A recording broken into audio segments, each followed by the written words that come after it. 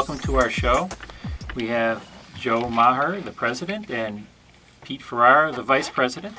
And today we're going to be talking about the media mainly, and the title is Priest, Pedophilia, and Media Hysteria. And this was precipitated from the conversations that we had with the Trayvon Martin murder trial and the coverage. Why don't you two, do you have any comments about the coverage of what's going on? The media frenzy, I guess is what we should say. Well, sure, Joe's pointing at me, so I guess I do. Well, after we're going on our 11th year here. We've learned through that experience that you never judge the situation based on what you're seeing in the press or reading in the press or reading on social networking websites and whatnot. Because the only people who know what happened were the ones that were there. And then the next level out of the people who know what's going on are the ones who are in the courtroom, the jury, prosecution, the defense. So we've learned that you wait to see and have trust and faith in our system, which is the best system on the earth, and wait and see how all that comes out based on the evidence that's been portrayed. And to make any judgment based on anything other than that is really you're spreading gossip at that point in time. And all you have to do is read a lot of the news articles and whatnot, and how they jump to conclusions and things. It's really sad. Personally, it was annoying to me, and I just didn't watch it very much. Now, I don't know, you two, because of your position with Opus Bono, in having to deal with the media on a regular basis, you may have been following a lot closer, listening to what they're saying, listening to what they're doing. We've had all sorts of riots going on because of this, and I think most of it was through the inflammation of the media. Well, but I don't know if there have been a lot of riots going on, even if there's just one. Well, okay. So let's say there's one riot Protest. that goes on, protest, whatever you want to call it, gathering, whatever. That's one. And that might be happening in one geographical location. And why that happened, I don't know. All it takes, a mob mentality is a mob mentality. Things happen in a mob that don't normally happen when, two people are walking down the street. But the communication out that, riots are happening all over, or even to the opposite, when riots are happening and there's no problems, that is very dangerous to the general public who are busy in their own life. And they might come across the article and might read half the article, and all they walk away with is, man, they're rioting everywhere. I better be careful. Well, that was my impression. I don't try to read. I go to Yahoo is my web page when I first open up my internet, and Trayvon, riots here, protests, everybody. The world has gone crazy. Right. Well, let me back up and say it is horrible what took place there, and numerous people have said it. Nobody wins in this situation. Obviously, Trayvon didn't because he's dead, and the Zimmermans didn't win because now their lives are changed forever, as well as because he pulled the trigger and he killed somebody. Okay, even if that was in 150% self-defense and whatnot, you still killed somebody. You took a life. Okay. That's very powerful to anybody. They have to deal with that the rest of their life. That being aside, the press can make anybody look like an angel, and at the same time they can make that person look like the devil incarnate. That's all they have to do is report, oh, well, George Zimmerman swore to the dispatcher. That means he's a very, very bad person. Really? You ever dropped a book on your toe? I mean, honestly. Right, and that's my impression, that the media was already convicted him, but everything that the prosecutor said, the police said, he didn't do anything wrong. Joe, what do you think? What are your opinions, Joe? Well, as you know, I've had a lot of media experience, and I would first off say that there's nothing else going on in the world to report on. except for the imminent and hopefully healthy birth of the Queen of England's granddaughter, okay, or great-granddaughter, or great-grandson. that's So important. Trayvon Martin in the Zimmerman case becomes something that the media can latch on to. And to understand the media, the way the media continues to function, like every organization, they have to raise revenue. And the way they raise revenue is through advertising dollars. And the way they keep their advertising people and their advertising dollars is to get people to watch their programs, whether it's online, on the internet, or on television. So there's a certain degree of sensationalism for survival, okay? Okay. Justified or not justified. And so because we're in kind of a media lull, in other words, we don't have much to report on, this case hits, it gets blown up way out of proportion. You know, they're talking about riots everywhere. There's not riots everywhere, okay? There are people that are upset, yes, but there's also factions that jump on board with this. You know, before there was even a verdict, and I'm going to bring this back to the Catholic priesthood. Before there was even a verdict, you had Reverend Al Sharpton and Jesse Jackson out there saying this was an injustice, it was a travesty. They're painting this as a racial issue. Well, Zimmerman's not Caucasian, you know, he's Hispanic. And this was another way for them, right, to get some notoriety again, to keep their own machines turning. And I'm not trying to insult them or intend any cruelty towards them, but this is the fact of the way it is, okay? And so in a certain respect, there's, with the media, there's the, as I said, sensationalism for survival. But there's another faction here too that comes into play, and that is, you know, the people that jump on board immediately and make up their own minds who's guilty or innocent just based on their emotions, in large part, perhaps their wounds that they've had because they've suffered abuse, or somebody they know has suffered abuse, or in this case may have been murdered, or they have they've experienced some unfortunate racial bias in the past. So, and when it comes to the priest, it's the exact same thing. As soon as a priest is accused, everybody jumps on board.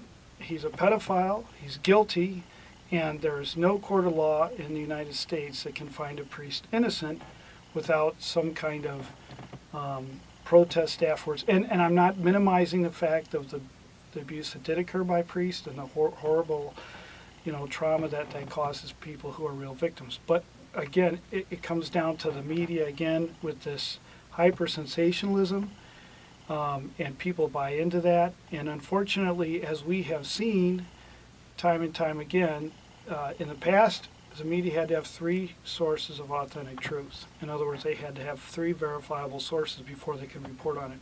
Now that doesn't matter. As long as they've got somebody that will make a statement that's either influential, that's popular, or that's going to be contrary to what the popular opinion is, they're going to put them on. Okay. Now, when Opus Bono first started, what was your first interview with the media, or the first situation with the media? The first situation with the media was with the very first case. We had, and in this case, the priest was acquitted. And we had organized a legal team around a lawyer, David Grimm, who's one of our advisors even to this day. And because of my past media experience in Hollywood and the entertainment companies I owned, he asked me to speak to the media until such time that he could start to speak. This is pre-trial things. And I'll tell you, I mean, I respect the media. I think that the media have a very important role in our lives, not just in our country, in our world, but also as Catholics, because the media can do very good things. But again, the sensationalism for survival, there were reports that were blatantly false by the media.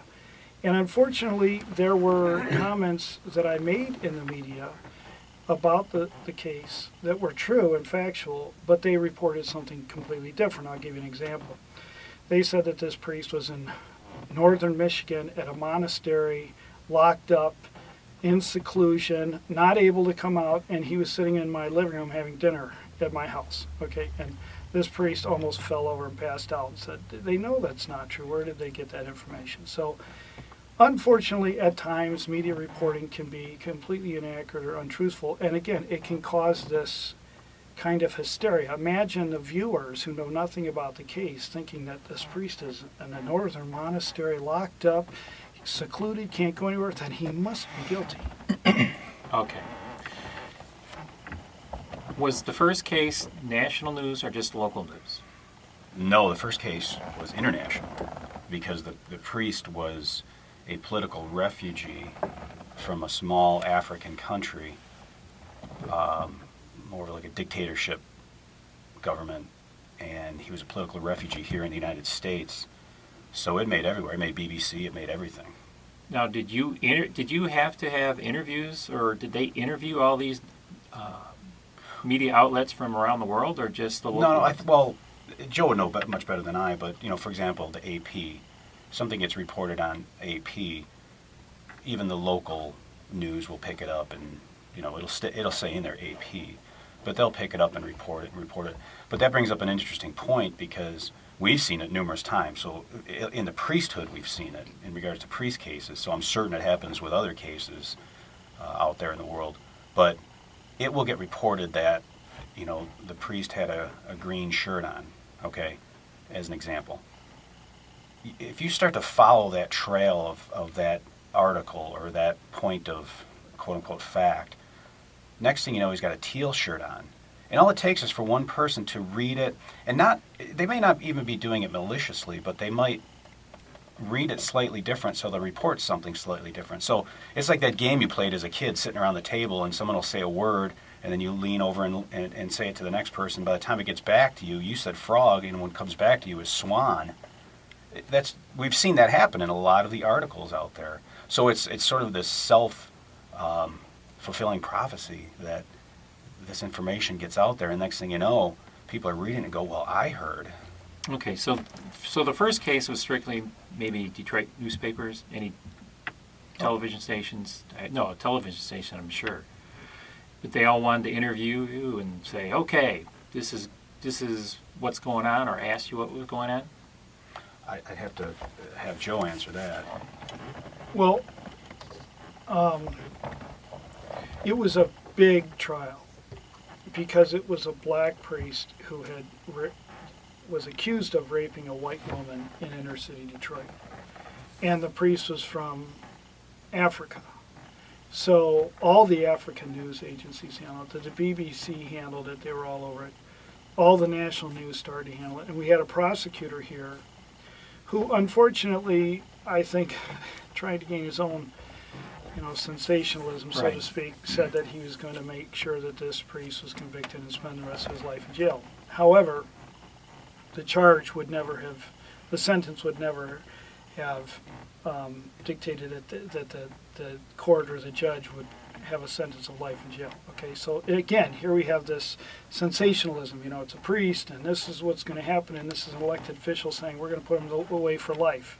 Which would have been impossible because the sentencing guidelines would never have dictated life in prison for this. So you have all these different things that are into play, and yeah, it made news everywhere. And when the trial was over and he was acquitted, it made very little news. Nobody brought it up. There was no. There was a byline, I think, in the local newspaper that said he was acquitted. Well, that's not entirely true either on my part. I mean, the two local newspapers did have photos of him that he had been acquitted. But right away, the news dropped off immediately because the sensationalism is over. Okay, what we want to know is, with priest pedophilia and hysteria, what does the pedophilia have to do with the priesthood when I thought that it was, most of the cases were not pedophilia? Most of the cases that we've dealt with have not been pedophilia. I would say that, out of 8,000 priests that have contacted us since 2002, more than 5,000 of those are sex abuse related allegations. We have about a dozen cases that we could say were pedophilia. And a couple of those are even questionable. And most of those cases were taken care of before 2002. In other words, those priests were in places where they were going to be, they're, safeguarded from hurting others, in particular children, or themselves. So if you really delve into these things, that's not to exonerate any sin by a priest, right? Right. But yeah, most of these cases are not pedophilia. There are cases, however, that involve young people, like teenagers or late teenagers, and these priests were in their early 20s or so. But, and again, that's not to minimize the effect of the sin or the severity of it. But when we hear every priest that's accused is immediately accused of quote-unquote pedophilia, and that's part of the problem with, with the media hype. Okay.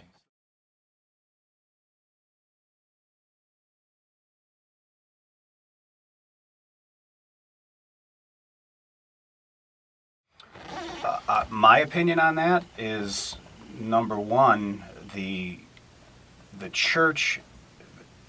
People look at the church as being the moral authority, here on earth. But then they don't take that further. So they see somebody in the church who sins, and they go, "Oh, what a hypocrite!"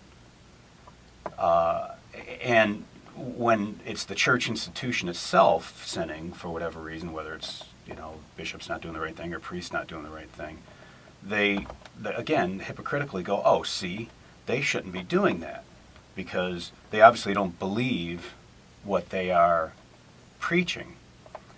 And the fallacy in that is, I don't know if you're Catholic or not, but the fallacy in that is that's why we have confession. Even priests have to go to confession. They're supposed to go to confession as much as, if not more, than we do. Why would you need to go to confession? Well, you go to confession because you've sinned. And you've sinned, even though you're the quote unquote man of God. You've sinned. So for it's easy fodder for the press, because for those people who don't believe or have mercy in their hearts, they're looking for that excuse to go, "See, right there, those guys are all hypocrites." So that justifies why now I can do whatever I want in my life. That's my opinion. All right, Joe, you have something to add to that? Josh, the Catholic Church is, as Pete said, he's right. Whether you're Catholic or not, or whether you like Catholics or not, it's really the moral authority in the world. It is the most prominent moral authority in the world, and it does not stand side by side with those things that are contrary to the gospel. Okay, in other words, life issues, the whole debate on homosexuality and homosexual partnerships, birth control, artificial birth control, these kind of things. And the church has been firm on these things. It has also been firm on mercy and loving your neighbor. But because the world wants these other things that the church is saying, that not only do they not support these things, but they're saying that it's God's will that these things do not occur. Abortion, artificial birth control, same-sex marriages, these kind of issues, unfair economic practices, tyranny, murder, these kind of things. And so we always hate what we want, but we know that it's true. And I think, honestly, the world, we have a soul created by God. The soul always gravitates to the greater good, which is God. And I think that I'm speaking from someone who left the church and came back, that we always hate what we know to be true when we want it instead of and we deny the truth. Josh, do you have anything to follow up with that? All right, thank you for calling in. I'll just add one other thing, because we're talking about the media, and Josh's question's a good one. The other side of that with the media is there are over 1 billion Catholics in the world. Again, I'll go back to, advertising dollars and the media. You have over 1 billion of the world's population, the largest religion in the world. So anything to do with that is going to 90% of the time be newsworthy.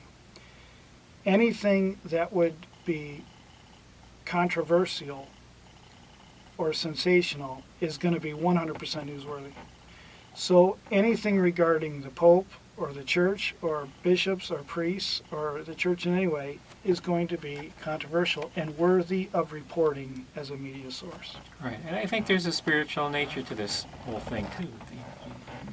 With Satan, I think Satan has taken over most of the media, not in like I'm controlling everything, but influencing each individual person in the media, and the hatred for the Catholic Church, because the Church is the conscience of God. They are the ones who are saying, no, we can't be doing this. No, we can't be doing this. No, we should be doing that. One other thing, I just finished reading the biography, actually it was the autobiography of St. Anthony Mary Claret, and he published a lot of literature. And in this book, he talked about the media. And back in the 1860s, 50s, the media was attacking the Catholic Church. In fact, there was also the media was having issues when Lourdes, the visionary Bernadette at Lourdes, they were criticizing the Church for this, thinking that it's just some mystical, weird thing that the Catholic Church is doing. Pete, do you have something? Pete, Joe. Pete, Joe. You want me to talk Whoever about you Joe? are. Well, Who are Let you? me tell you about Joe. I personally believe that what we're seeing in today's world, whether it's the social media on Facebook, hey, I'm buying a soda pop, instantaneously, versus back in the 1800s when the article would be printed and you might read it a couple weeks later. We just have the technology today to get it out super fast. It's no different. Our human reaction to these things is no different. And the fact that we can get it out quicker, and the fact that there's hundreds of sources, thousands of sources out there, just makes it that much easier for those people who are running from the truth to be able to go out there and justify what they're doing. I like the statement, when you're looking for an excuse, any excuse will do. With the mass media, social, telephone, the cell phones and whatnot, it just makes it that much easier for people to read something and to make an immediate decision that, geez, there's that crazy Catholic Church again. How many times have we read in the news that the Catholic Church is dying because it's archaic? The priesthood is dying because it's archaic. Well, okay, if that's the truth, then how come we have more priests now than we ever have in the history of the church? How come there's more laity than we ever have in the church? It's our human condition. Okay. Joe, did you have anything else to add to that one? Well, I mean, yeah, I agree with what Pete's saying, about nowadays, I can put something on the internet and it's worldwide within seconds. And we see that in particular with YouTube. I mean, people are putting viral videos out there of something they did at their family reunion that was funny, and people are watching. It gets 1 million hits all of a sudden. And by the way, once it hits a certain level of in YouTube, they contact you and want to run ads in front of it, which you make some money on. So, so I mean, it's putting videos on YouTube that are viral and sensational videos make money there as well. Okay. I don't mean to go harp back on the money, but that drives a lot of things for all of us, right? And I know the story of St. Anthony Marie Claret very well, and it's a good example for what we're going through today and the way he handled it. The church will always be attacked. There will never be a point in our history, not now or in the future, where the church won't be attacked, because the church is, following its leader, Jesus Christ, espousing teachings of him through the Gospels, and it's always going to even though it's the light of the world, the darkness is always going to try to overcome the light. And that's, obviously we know, the great angel that went against the Lord, and now he's, using other people and enticing them and tempting them to do bad things. Okay. Going back to the money. There are a lot of lawsuits. A lot of people have made money off of these cases against the priest. And I'm sure a few lawyers have made a ton of money doing that. Can you talk a little bit about how the lawyers use the press? Sure. The press used a lawyer to help fan the flames and, Yeah, I mean, I've make been the opposite, church bend down. And Yeah, I mean, I've been opposite in the media, several different attorneys that have represented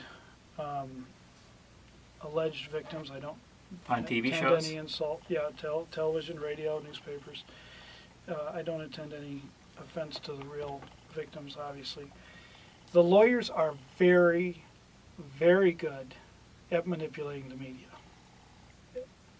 at using the media, at knowing which push-button words to use to get coverage.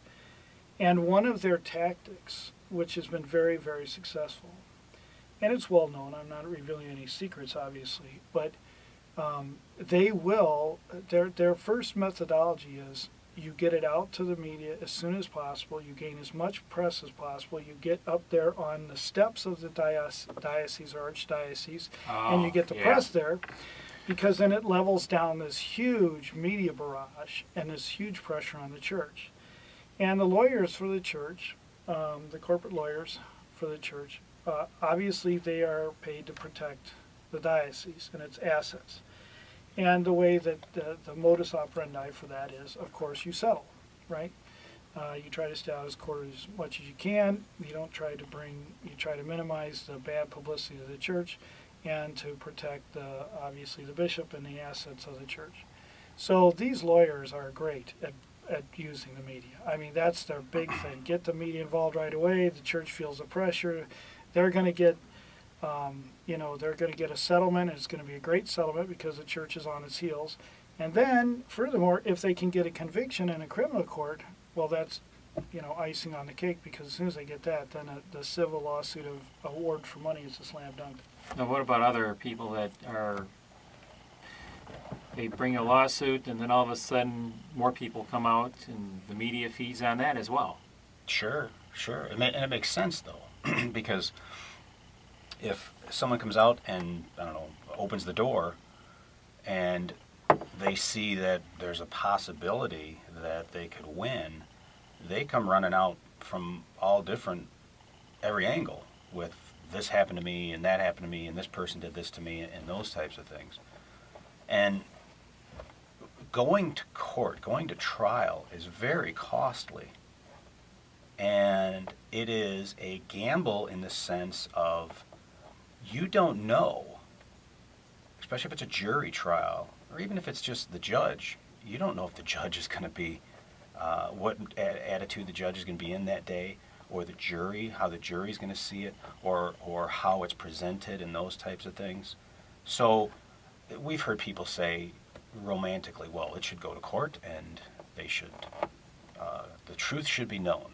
Well, okay, but the truth should be known with the potential of you going to jail for the rest of your life, or you not going to jail for the rest of your life. And the way that and I'm not a lawyer. I have a lot of friends who are lawyers, but I'm not a lawyer, but I'm smart enough to know that the court system, if every case went to trial, the court system would shut down. That's putting your mouth on the fire hose. It would shut down. So most cases are resolved outside of court. And when people see that, they took a plea bargain and those types of things, the untrained individual might look at that and go, oh, well, he must have been guilty because he took a plea bargain. Okay. No. A rational person's going to look at that and go, okay, he took a plea bargain. Yes, he pled guilty. Okay. And I'll come back to that in a second. He pled guilty, but he got 2 years of probation, no jail time, and then his case is done. There's no one else can sue in regards to that priest, and he's done. I tell people, what if that was you? What would you do? You're 50 years old. You could spend another 35 years in jail, Yeah. or not go to jail. Okay.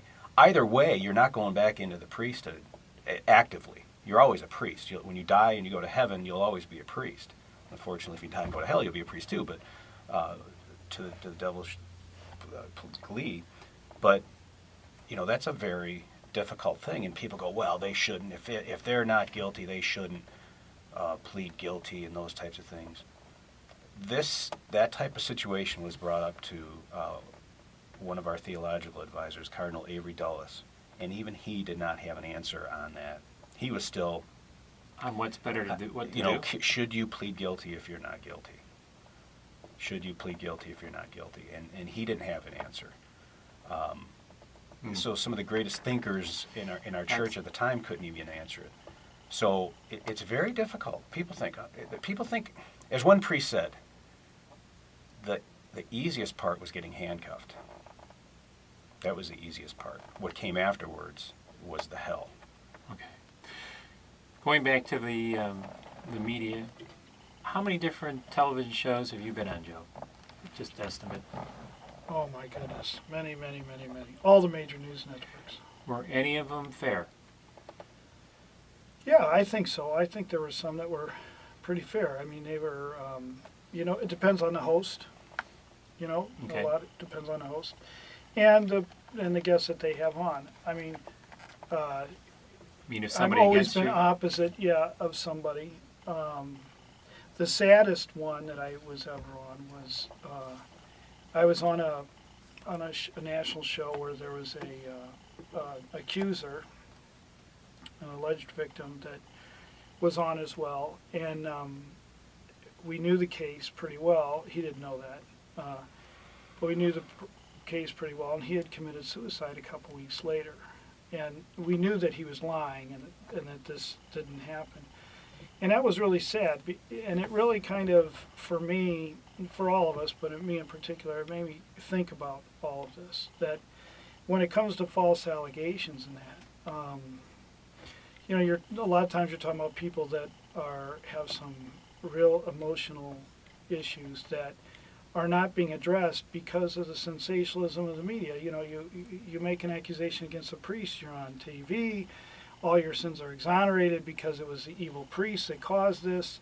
All your, you have the opportunity to receive a whole lot of money, and once again, all of a sudden now, you're the hero as opposed to the victim. And again, I'm talking about false allegations. This particular instance, we knew for a fact there's, and for me, I was thinking, here's a guy that, got wrapped up into this, and the lawyers really got him right away, and they really went after the media to make all kinds of headlines. And by the way, the church ended up having to settle for an enormous amount of money because they claimed that the suicide was as a result of the abuse.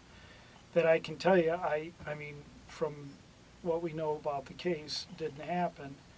But again, we have a soul that's lost and is in trouble, and he's a pawn that's being used, where really he needs to be somebody that somehow we need to help him get help so he can be healed and his life can be whole. Money doesn't make you whole or heal you. okay, what about newspapers? You always have individuals that cover these type of things for each of the newspaper. Here we have Detroit News and Detroit Free Press. Now some of the media people are Catholics, like Wolf Blitzer on CNN, but sometimes it's like, how can he say what he does? I mean, if he's really Catholic, I mean, there's a difference between being objective and fair and then just sticking the knife in. Now, are there people in the media and around Detroit that have given fair coverage? Oh yeah, I think that the media here has been very good to us. The print media in particular has been really, has been pretty good. Again, you got to remember, we tend to demonize the media. But earlier on, at the beginning of the show, I said the media is also good for us Catholics as well as everybody else in the world.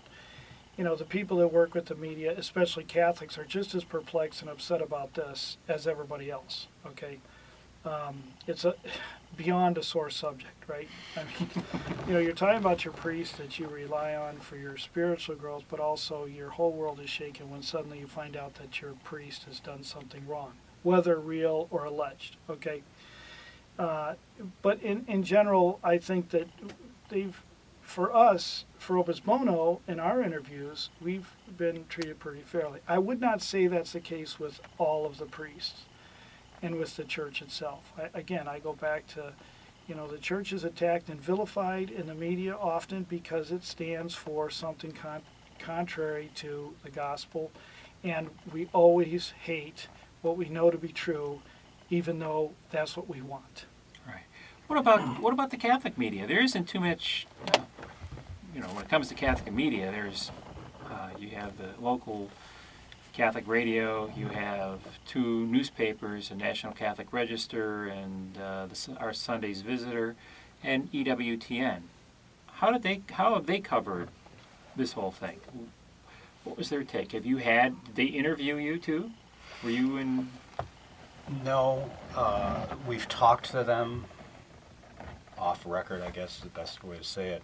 Okay. But, they're part of the church, typically. You're not EWTN and not, the local Catholic that is a 501c3 that support themselves. But they are very cautious about. There's been some terrible things done to priests. Right. People know that. I don't have to say that. People go, I know this priest, and man, his bishop just ran him over. Okay, maybe he did. I don't know. But you don't solve a problem by picketing and running around and protesting and locking yourself to the front door of the building and those types of things. I know those are tactics that people use in today's world, but that doesn't work. And for us to sit out there and go, oh, Bishop so-and-so, you're terrible. You are terrible. That's not going to solve the problem, okay? But to report on it is a difficult thing to do as well, because to correct someone, to gently show someone that what they're doing is not charitable or merciful or even in line with Christ can be difficult as well. Okay, that's number one. And number two is some of those media outlets, I think, are just uncomfortable with it. And we've seen this with people, right. Personal reactions. We've seen people who want to get involved in, say, a specific priest case.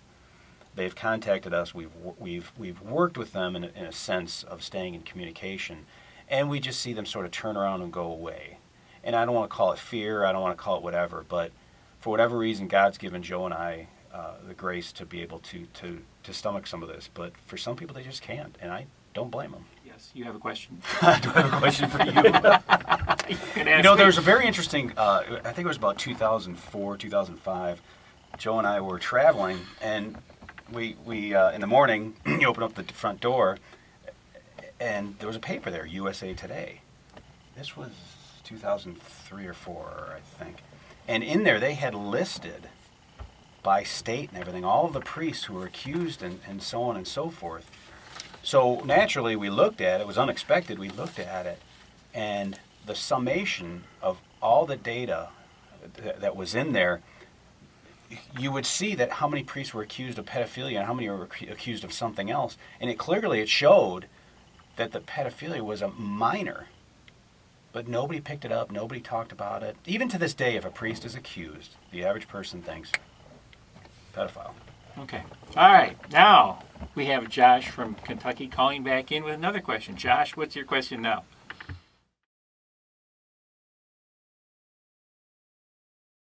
Well, that's a good question, Josh, and I'll start it by saying this. Jesus never publicly announced our sins. In fact, he wrote in the sand when they brought the woman to him and said, if is anyone here left, no, then I forgive you, go and sin no more. This is a very difficult question, and I'm glad you brought it up. We have to remember that as Catholics, and particularly in the church, our path or our journey is to heaven, and everything we do or think or say, we try our best to think of heaven first. And in that regard, the church can never be in a position where it is publicly exposing somebody's sins. Now, I know everybody's going to probably be up in arms and getting ready to shoot me for this, because we think about the pro-abortion politicians and all that kind of thing. Obviously, the church wants to promote what is good and right, and to reject and to publicly state when a sin is a sin and when evil is being done. But in these situations, Josh, sometimes people, as I mentioned before, sometimes people are just emotionally distraught. And yes, they do terrible things. And it's a notion that we should go after them like they went after the priests. But the church, in its mercy and in its wisdom, and sometimes it's in its failures, they try first to practice charity, and also to try to understand this individual or individuals that brought forth this lawsuit against the priest may not be in their right minds or emotionally able to handle, or I would say more that they're not culpable in some way. The other thing is, which brings up another, and I'll make it brief. Yes, we have to be brief. Yeah. We don't have much time. It's the same thing with priests suing their accusers. Can you imagine a priest suing somebody when they're supposed to be open to the repentant sinner, which would be, if it was a false allegation, it would be somebody who had lied. Okay. Well, thank you, Josh, for that call. All right, it's about time that we finish up, and we'd like to finish our show with our prayers for priests that Father Perrone had written for us. Pete, would you like to read it for us? Certainly.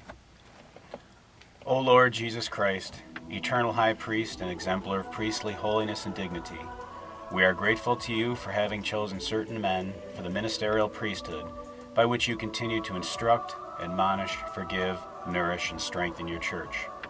We are sorely aware of the great need of priests in our time to be confirmed in their sacred calling, so that they may continue confidently in their ministry of mediating your graces to men and of representing them before your august majesty.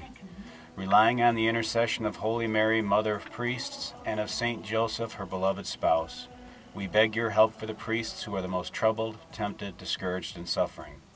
May the noble and sacred office of the priesthood, which has too often been reviled and scorned, regain its admirable stature in the sight of all men, for your greater honor and glory, and for the sanctification and salvation of your people. Amen. Okay, well, that concludes our show. Thank you very much for listening. We hope you'll tune in next week on Thursday, July 25th at noon Eastern Standard Time for our next episode of Opus Bono Radio. Our producers today were David Schuster and Mary Rose Maher. Thank you very much to those two. And we hope that you have a very blessed day, and thank you for listening. God bless.